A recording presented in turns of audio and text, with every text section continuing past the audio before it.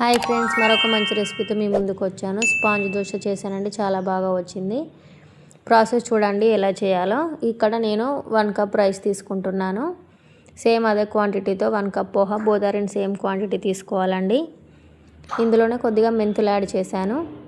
మెంతుల వల్ల మనకు టెక్స్చర్ బాగా వస్తుంది, కలర్ కూడా గోల్డెన్ కలర్ వస్తుంది. ఇందులోనే 1 స్పూన్ శనగపప్పు యాడ్ చేసుకుంటున్నాను. పెరుగు యాడ్ చేసుకోవాలండి, ఎక్కువనే యాడ్ చేసుకోవాలి. కొన్ని వాటర్ కూడా యాడ్ చేసుకున్నాను. ఇలా లూజ్ కన్సిస్టెన్సీలో మనం కలుపుకొని పెట్టుకోవాలండి. ఇలా మనం ఓవర్ నైట్ సోక్ చేసుకోవాలి. ఓవర్ నైట్ సోక్ చేసుకుంటే మనకి ఆ పెరుగు అంతా అబ్జర్వ్ చేసుకుంటుంది. ఇలా గట్టి టెక్స్చర్ వస్తుందండి మార్నింగ్ వరకు మనకి. దీన్ని మనం స్మూత్ పేస్ట్ లాగా గ్రైండ్ చేసుకోవాలండి. ఎక్కువసేపు గ్రైండ్ చేసుకుంటే మనకు క్రీమీగా టెక్స్చర్ వస్తుంది. అలా వచ్చేదాకా గ్రైండ్ చేసుకోవాలి.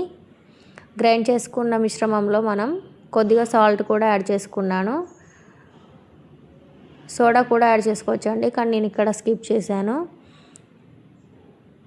ఇలా ఉండాలండి టెక్స్చర్, మంచిగా వస్తుంది దోశ అనేది. ఇందులోకి మనం చట్నీ తయారు చేసుకుందాం. ఈలోపు ఒక 10 మినిట్స్ ఆ పిండిని నాననిద్దామండి.